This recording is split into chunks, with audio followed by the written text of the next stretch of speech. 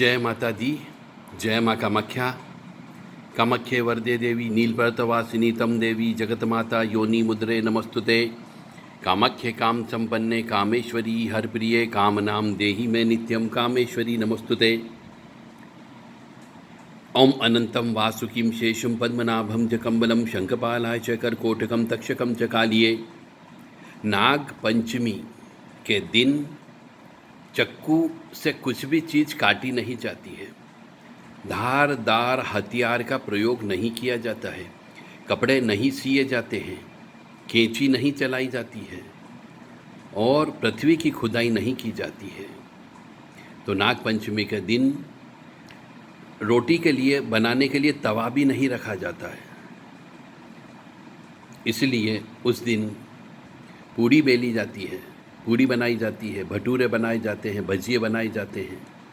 इस बात का अवश्य ध्यान रखें और नाग पंचमी के दिन नाग महाराज की पूजा अवश्य करें। ओम अनंतम वासुकीं शेषम पद्मनाभम च कम्बलम शंखपालाय च करकोटकम तक्षकम च कालिये।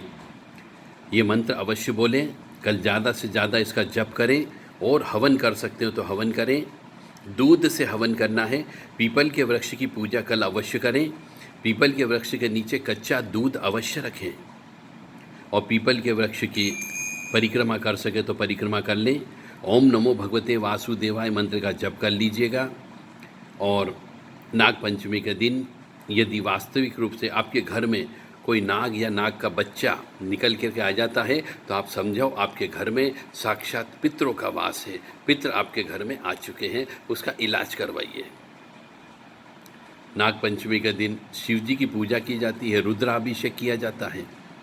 तो जो कोई भी धर्म प्रेमी बंधु नाग पंचमी के शुभ अवसर पर रुद्र अभिषेक करवाना चाहता हो, नाग महाराज की विशेष पूजा कराना चाहता हो ऑनलाइन, तो वो पूजा करवा सकता है।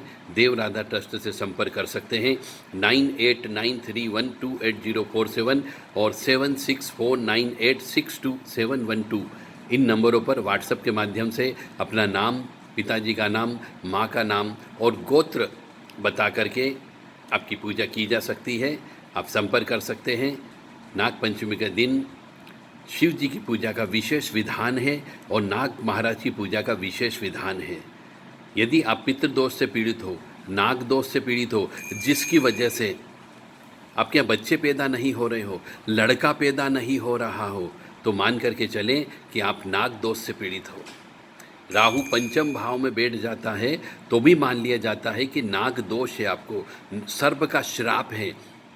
राहु पंचम भाव में यदि कुंडली में हो तो उसकी वजह से लड़का उत्पन्न नहीं होता है, वंश वृद्धि नहीं होती है। तो आप नाग महाराज की पूजा ज़्यादा से ज़्यादा करें। ओम अनंतम वासुकीं शेषम पद्मनाभम च कम्बलम शंखपालाय च करकोटकम तक्षकम च कालिये। इन नियमों का पालन अवश्य करें जो बताए हैं। चक्कू बिल्कुल भी नहीं चलाना है, धारदार हथियार का प्रयोग नहीं करना है, कैंची से कपड़े नहीं काटना है, मशीन भी नहीं चलाना है। और नाग पंचमी के दिन स्त्री पुरुष को सहवास भी नहीं करना चाहिए। और श्रावण मास चल रहा है, ऐसे भी इस श्रावण मास के अंदर पृथ्वी प्रसूता होती है, इसीलिए स्त्री पुरुष को रमण नहीं करना चाहिए। इससे दोष लगता है, पाप लगता है और फिर कष्ट की प्राप्ति होती है। और आप कहते हो मैंने किसी की हाय नहीं ली, मैंने किसी की बद्दुआ नहीं ली, हमने किसी को तड़पाया नहीं, किसी का पैसा नहीं खाया, फिर भगवान हमें कष्ट क्यों दे रहा है? तो भगवान कष्ट इसलिए दे रहा है क्योंकि आप श्रावण मास के अंदर अमावस्या के दिन स्त्री पुरुष का रमण करते हो, इसलिए भी आपको कष्ट की प्राप्ति होती है। माँ भगवती जगत जननी आपको सुखी रखे, स्वस्थ रखे, प्रसन्न रखे और सोचने समझने की शक्ति प्रदान करे। जय माता दी। जय माँ कामाख्या। ओम नाग चंद्रेश्वर देवताभ्यो नमो नमः। ओम त्र्यंबकम यजामहे सुगंधिम पुष्टिवर्धनम उर्वारुक्मी बंदनान मृत्योर्मुक्षीयमामृतात्।